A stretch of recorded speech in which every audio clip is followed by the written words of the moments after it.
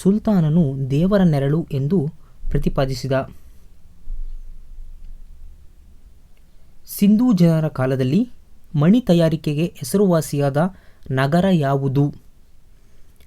ಕಾಲಿಬಂಗನ್, ಮೆಹ್ರಾಗರ್, ಧೋಲ್ವೀರ, ಚಾನುದಾರೋ.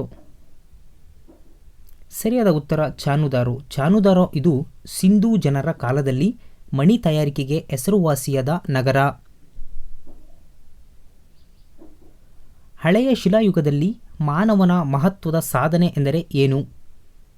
ನೋಡಿ, ಆಹಾರ ಧಾನ್ಯ ಶಿಲಾಯುಗ, ಚಕ್ರದ ಅನ್ವೇಷಣೆ, ಬೆಂಕಿಯ ಬಳಕೆ, ಪ್ರಾಣಿಗಳನ್ನು ಸಾಕುವುದು.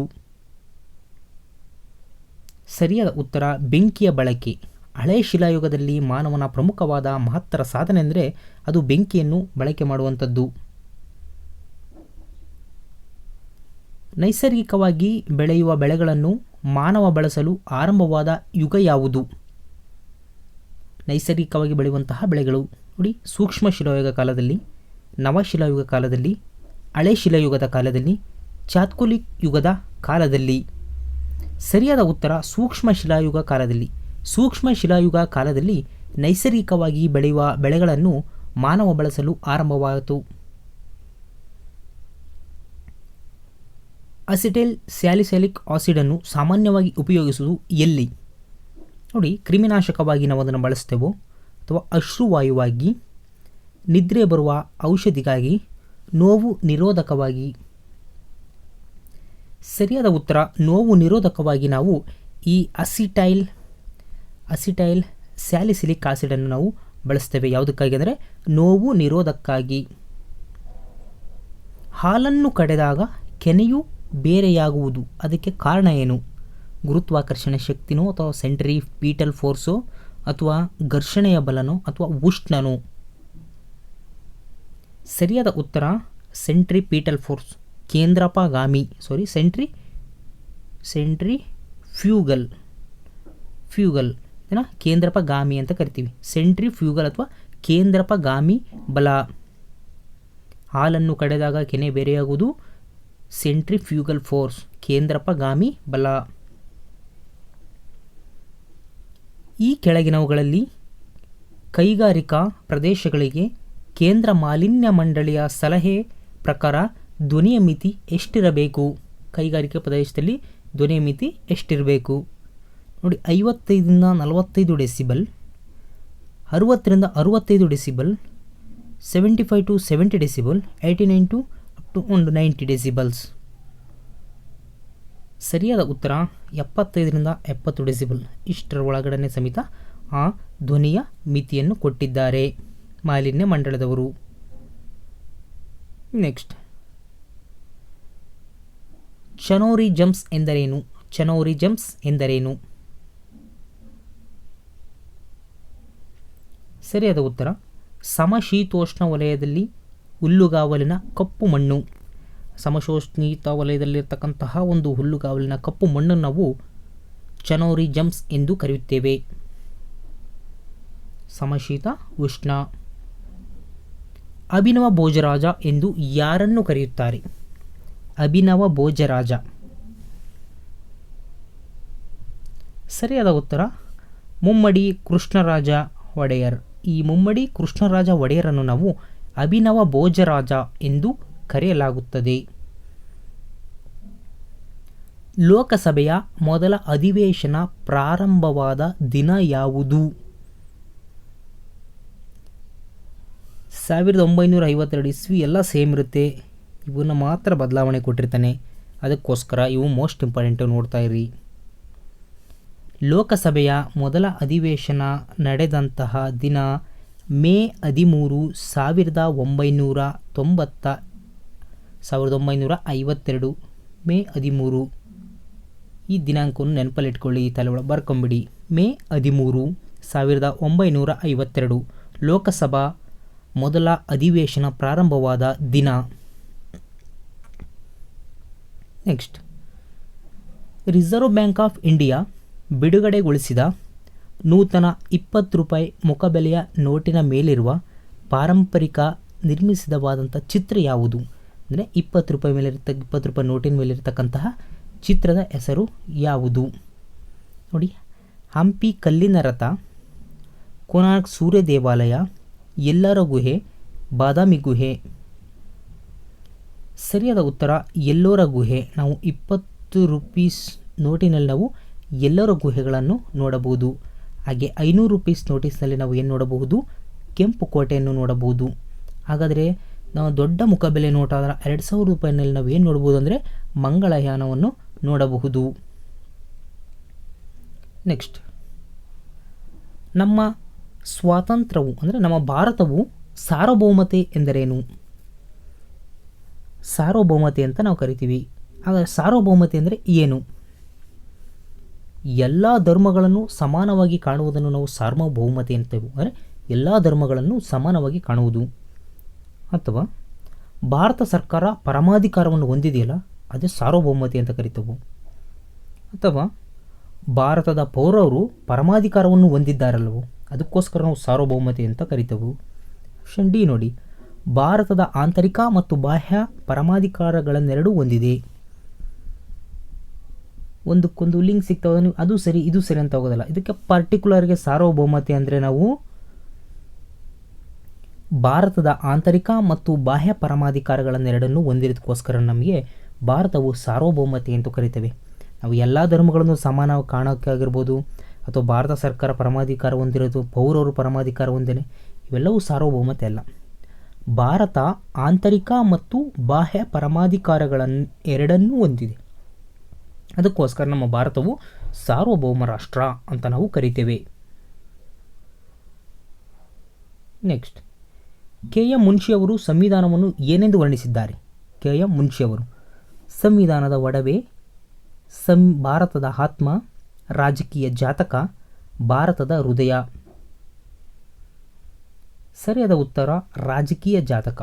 ಕೆ.ಎಂ. ಮುನ್ಷಿಯವರು ಸಂವಿಧಾನವನ್ನು ರಾಜಕೀಯ ಜಾತಕ ಎಂದು ಹೊರಡಿಸಿದ್ದಾರೆ. Doctor B R. ಅಂಬೇಡ್ಕರ್ ಅವರು ಆರ್ಟಿಕಲ್ 32 ಅನ್ನು ಸಂವಿಧಾನದ ಹೃದಯ ಮತ್ತು ಆತ್ಮ ಅಂತ ಕರೆದಿದ್ದಾರೆ. ಯಾರು? Doctor B R. ಅಂಬೇಡ್ಕರ್ ಸಂವಿಧಾನ ಆರ್ಟಿಕಲ್ 32 ಅನ್ನು. ಕೆ.ಎಂ. ಮುನ್ಷಿಯವರು ಸಂವಿಧಾನವನ್ನು ರಾಜಕೀಯ ಜಾತಕ ಅಂತ ಕರೀತಾರೆ. ರಾಜಕೀಯ ಜಾತಕ. ನಮ್ಮ ಸಂವಿಧಾನದ ಯಾವ ವಿಧಿಯು ಸಂಸತ್ತಿನ ರಚನೆಗೆ ಅವಕಾಶ ಮಾಡಿಕೊಡುತ್ತದೆ? ಸಂಸತ್ತಿನ ರಚನೆಗೆ ಅವಕಾಶವನ್ನು ಮಾಡಿಕೊಡುವಂತಹ ವಿಧಿ ಯಾವುದು? ಸರಿಯಾದ ಉತ್ತರ ಆರ್ಟಿಕಲ್ 79. ಆರ್ಟಿಕಲ್ 79 ನಮ್ಮ ಸಂವಿಧಾನ ರಚನೆಗೆ ಅವಕಾಶವನ್ನು ಮಾಡಿಕೊಡುತ್ತದೆ. ನೆಕ್ಸ್ಟ್, ವಿಧಾನ ಪರಿಷತ್ತಿಗೆ ಮಸೂದೆಯನ್ನು 2ನೇ ಬಾರಿ ಕಳಿಸಿದಾಗ ಎಷ್ಟು ಅವಧಿಗೆ ಒಪ್ಪಿಗೆ ನೀಡಬೇಕು?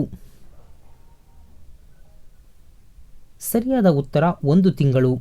ಸರಿಯಾದ ಉತ್ತರ 1 ತಿಂಗಳು. ಆದರೆ ಹಣಕಾಸು ಮಸೂದೆ ಆದರೆ ಅದನ್ನು 14 ದಿನಗಳಲ್ಲಿ ಅದು ವಾಪಸ್ ಮಾಡಬೇಕಾಗುತ್ತೆ. ಅವರು ಒಪ್ಪದೇ ಇದ್ದರೂ ಸಮೇತ ಹಣಕಾಸು ಮಸೂದೆ ಅದು ಬಿಲ್ ಪಾಸಾದಂಗೆ ಲೆಕ್ಕ. ಆದರೆ ವಿಧಾನ ಪರಿಷತ್ತಿಗೆ ಅದರ ಮಸೂದೆಯನ್ನು 2ನೇ ಬಾರಿ ಕಳಿಸಿದಾಗ ಅವರು 1 ತಿಂಗಳ ಅವಧಿಗೆ ಅದನ್ನು ಒಪ್ಪಿಸಬೇಕು ವರದಿಯನ್ನು. ನೆಕ್ಸ್ಟ್, ಬಳಕೆದಾರನ ಬೆಲೆ ಸೂಚ್ಯಂಕದಲ್ಲಿ ಯಾವ ಬಾಫ್ತು ಅತಿ ಹೆಚ್ಚಿನ ತೂಕವನ್ನು ಹೊಂದಿದೆ? ಯಾವ ಬಾಫ್ತು ಅತಿ ಹೆಚ್ಚಿನ ತೂಕವನ್ನು ಹೊಂದಿದೆ? ನೋಡಿ, ಬಾಡಿಗೆ, ಆಹಾರ, ಇಂಧನ, ವಸ್ತ್ರ. ಸರಿಯಾದ ಉತ್ತರ ಆಹಾರ. ಬಳಕೆದಾರ ಬೆಲೆ ಸೂಚ್ಯಂಕದಲ್ಲಿ ಆಹಾರ ಎನ್ನುವಂತಹ ಬಾಫ್ತು ಅತಿ ಹೆಚ್ಚಿನ ತೂಕವನ್ನು ಹೊಂದಿರುತ್ತದೆ. ಕರ್ನಾಟಕದ ಒಟ್ಟು ಭೂಪ್ರದೇಶದಲ್ಲಿ ಅರಣ್ಯ ಪ್ರದೇಶದ ಪರ್ಸೆಂಟೇಜ್ ಎಷ್ಟು? ಅರಣ್ಯದ ಪರ್ಸೆಂಟೇಜ್ ಎಷ್ಟು? ಸರಿಯಾದ ಉತ್ತರ 25.4. 25.4 ಅಷ್ಟು ಪರ್ಸೆಂಟೇಜ್ ನಮ್ಮ ಕರ್ನಾಟಕದಲ್ಲಿ ಅರಣ್ಯ ಪ್ರದೇಶ ಇದೆ. ನೆಕ್ಸ್ಟ್, ಸರ್ವೇಕ್ಷಣ ಒಂದು ತ್ರೈಮಾಸಿಕ ನಿಯತಕಾಲಿಕೆಯಾಗಿದ್ದು ಇದು ಇವರಿಂದ ಪ್ರಕಟಿಸಲ್ಪಡುತ್ತದೆ. ಸರ್ವೇಕ್ಷಣ ಯಾರಿಂದ ಪ್ರಕಟಿಸಲ್ಪಡುತ್ತದೆ ಎಂದರ್ಥ ಅಷ್ಟೇ. ನೋಡಿ, ನ್ಯಾಷನಲ್ ಸ್ಯಾಂಪಲ್ ಸರ್ವೆ, ಕೇಂದ್ರ ಸಂಖ್ಯಾಶಾಸ್ತ್ರ ಕಚೇರಿ, registrar general of India, labour bureau.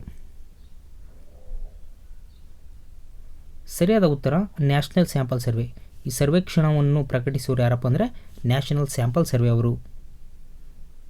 Next, Bharat ಸಂವಿಧಾನದ 8ನೇ ಅನುಸೂಚಿಯಲ್ಲಿ ಮೂಲತಃ ಎಷ್ಟು ಭಾಷೆಗಳಿದ್ದವು? 22, 14, 16, 12. ಸರಿಯಾದ ಉತ್ತರ 14. ಆವಾಗ 14 ಭಾಷೆಗಳು ಇದ್ದವು.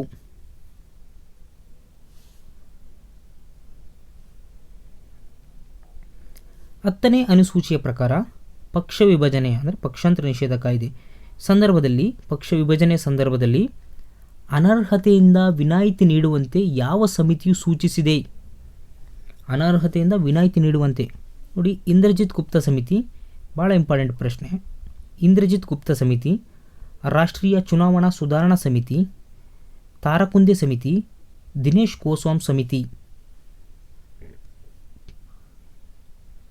ಸರಿಯಾದ ಉತ್ತರ ಈ ದಿನೇಶ್ ಗೋಸ್ವಾಮಿ ಸಮಿತಿ. 10ನೇ ಅನುಸೂಚಿಯಲ್ಲಿ ಯಾವಾಗ ಪಕ್ಷ ವಿಭಜನೆ ಮಾಡ್ತಾರಲ್ಲ ಅಂಥ ಸಂದರ್ಭದಲ್ಲಿ ಅನರ್ಹರಾಗ್ತಾರಲ್ಲ, ಈ ಅನರ್ಹದಿಂದ ವಿನಾಯಿತಿ ನೀಡುವಂತೆ ಸೂಚಿಸಲಾಯಿತು ಈ ಸಮಿತಿ, ಅದು ದಿನೇಶ್ ಗೋಸ್ವಾಮಿ ಸಮಿತಿ. ಅತಿ ಹೆಚ್ಚಿನ ಜನರನ್ನು ಉದ್ಯೋಗದಲ್ಲಿ ತೊಡಗಿಸಿಕೊಂಡಿದ್ದರೂ ಅವರ ನೈಜ ಕೊಡುಗೆಯು ಸೀಮಿತ ಇಲ್ಲವೇ ಋಣಾತ್ಮಕವಾಗಿದ್ದರೆ ಅದು ನೋಡಿ, ಅದನ್ನು ಋತುಮಾನ ನಿರುದ್ಯೋಗ, ಚಕ್ರೀಯ ನಿರುದ್ಯೋಗ, ಮರೆಮಾಚಿದ ನಿರುದ್ಯೋಗ, ತಾಂತ್ರಿಕ ನಿರುದ್ಯೋಗ. ಸರಿಯಾದ ಉತ್ತರ ಮರೆಮಾಚಿದ ನಿರುದ್ಯೋಗ. ಬಹಳಷ್ಟು ಜನರು ಉದ್ಯೋಗದಲ್ಲಿ ತೊಡಗಿಕೊಂಡಿರ್ತಾರೆ, ಆದರೆ ಅವರ ನಿಜವಾದ ಕೊಡುಗೆ ಸೀಮಿತವಾಗಿರುತ್ತೆ, ಇಲ್ಲ ಋಣಾತ್ಮಕವಾಗಿರುತ್ತೆ. ಅಂದರೆ ಅವರು ಆ ಕೆಲಸದಲ್ಲಿ ಆಸಕ್ತಿಯನ್ನು ಅಷ್ಟೊಂದು ತೋರುವುದಿಲ್ಲ. ಅದಕ್ಕೆ ನಾವು ಮರೆಮಾಚಿದ ನಿರುದ್ಯೋಗ ಎಂದು ಕರೆಯುತ್ತೇವೆ. ಪಶ್ಚಿಮ ಘಟ್ಟದಲ್ಲಿರುವ ಅರಣ್ಯಗಳು ಯಾವ ವಿಧಕ್ಕೆ ಸೇರುತ್ತವೆ? ನೋಡಿ, ಮ್ಯಾಂಗ್ರೋವ್ ಕಾಡುಗಳು, ಎಲೆ ಉದುರುವ ಕಾಡುಗಳು, ನಿತ್ಯ ಹರಿದ್ವರ್ಣ ಕಾಡುಗಳು, ಟಂಡ್ರಾ ಸಸ್ಯವರ್ಗ. ಸರಿಯಾದ ಉತ್ತರ ನಿತ್ಯ ಹರಿದ್ವರ್ಣ ಕಾಡುಗಳು. ಪಶ್ಚಿಮ ಘಟ್ಟಗಳಲ್ಲಿ ಅರಣ್ಯಗಳು ನಿತ್ಯ ಹರಿದ್ವರ್ಣ ಕಾಡುಗಳಾಗಿರುತ್ತವೆ. ಈ ಕೆಳಗಿನ ಯಾವ ನದಿಯ ತಳದಲ್ಲಿ ಭಾರತದ ಮೊದಲ ಮೆಟ್ರೋ ಸುರಂಗ ಪ್ರಾರಂಭವಾಯಿತು? ಮೋಸ್ಟ್ ಇಂಪಾರ್ಟೆಂಟ್ ಪ್ರಶ್ನೆ. ಹೂಗ್ಲಿ ನದಿ, ಕಲ್ಕತ್ತಾ ಹೂಗ್ಲಿ ನದಿ, ಇಲ್ಲಿ ಮೊದಲ ಮೆಟ್ರೋ ಸುರಂಗ ಪ್ರಾರಂಭವಾಯಿತು. ನೆಕ್ಸ್ಟು, ಆಕಾಶದಲ್ಲಿ ಮೋಡವಿಲ್ಲದಾಗ ಇರುವುದಕ್ಕಿಂತ ಮೋಡವಿರುವಂತಹ ರಾತ್ರಿಗಳು ಹೆಚ್ಚು ತಾಪಯುಕ್ತವಾಗಿರ್ತವೆ. ಕಾರಣ ಏನು? ನೋಡಿ, ಹಸಿರುಮನೆ ಪರಿಣಾಮ, ಭೂಪ್ರದೇಶ ವಿಕಿರಣ, ಇನ್ಸುಲೇಷನ್, ನೇರಳತೀತ ಕಿರಣಗಳು. ಸರಿಯಾದ ಉತ್ತರ ಹಸಿರುಮನೆ ಪರಿಣಾಮ. ಹಸಿರುಮನೆ ಪರಿಣಾಮದಿಂದ ಆಕಾಶದಲ್ಲಿ ಮೋಡ ಇಲ್ದಿರೋಕ್ಕಿಂತ ಮೋಡ ಯಾವಾಗಿರ್ತಾವೋ ಆವಾಗ ರಾತ್ರಿಗಳು ಹೆಚ್ಚು ತಾಪಯುಕ್ತವಾಗಿರ್ತವೆ. ಏಕೆಂದರೆ ಆ ರೇಸ್ಗಳು ಮೋಡಕ್ಕೆ ಹೋಗಿ ಆ ರೇಸ್ ತೆಗೆದುಬಿಟ್ಟು ಮತ್ತು ಆ ರೇಸ್ ರಿಫ್ಲೆಕ್ಟ್ ಆಗಿ ಮತ್ತು ಭೂಮಿಗೆ ವಾಪಸ್ ಬರ್ತವೆ. So it is an example of green house effect. Gabbro ಎನ್ನುವುದು ಏನು? ಗಾಬ್ರೋ ಜಲಜ ಶಿಲೆಗಳಿಗೆ ಉದಾಹರಣೆ, ರೂಪಾಂತರ ಶಿಲೆಗೆ ಉದಾಹರಣೆ, ಪದರು ಶಿಲೆಗೆ ಉದಾಹರಣೆ, ಅಗ್ನಿಶಿಲೆಗೆ ಉದಾಹರಣೆ. ಈ ಪ್ರಶ್ನೆಗೆ ಸರಿಯಾದ ಉತ್ತರವನ್ನು ನನ್ನ ಕಾಮೆಂಟ್ ಬಾಕ್ಸಲ್ಲಿ ಕಾಮೆಂಟ್ ಮಾಡಿ. ಮುಂದಿನ ವಿಡಿಯೋದಲ್ಲಿ ಇದಕ್ಕೆ ಸರಿಯಾದ ಉತ್ತರವನ್ನು ನೀಡುತ್ತೇನೆ. ಈ ವಿಡಿಯೋ ಇಷ್ಟವಾದರೆ ದಯವಿಟ್ಟು ಲೈಕ್ ಮಾಡಿ. ಧನ್ಯವಾದಗಳು. ಇದೇ ರೀತಿಯ ಹೊಸ ವಿಡಿಯೋಗಳಿಗಾಗಿ ನಮ್ಮ ಯೂಟ್ಯೂಬ್ ಚಾನಲ್ಗೆ ಸಬ್ಸ್ಕ್ರೈಬ್ ಆಗಿ ಮತ್ತು ಪಕ್ಕದಲ್ಲಿರುವ ಬೆಲ್ ಐಕಾನ್ ಮೇಲೆ ಕ್ಲಿಕ್ ಮಾಡಿ.